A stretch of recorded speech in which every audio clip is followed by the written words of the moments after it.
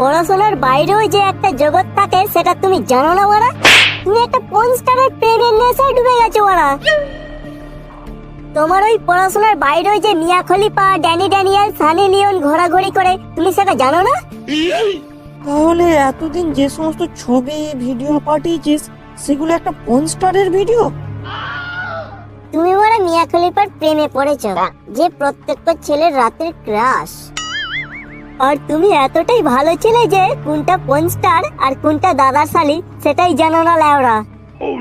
মনে আছে সেদিন স্কুলের ঘটনা, যেদিন পড়া পারিনি বলে স্যার আমাদেরকে কেলিয়ে বাইরে বের করে দিয়েছিল, আর সেদিন তুই ভিতর থেকে বসে বসে খুব মজা নিচ্ছিলি।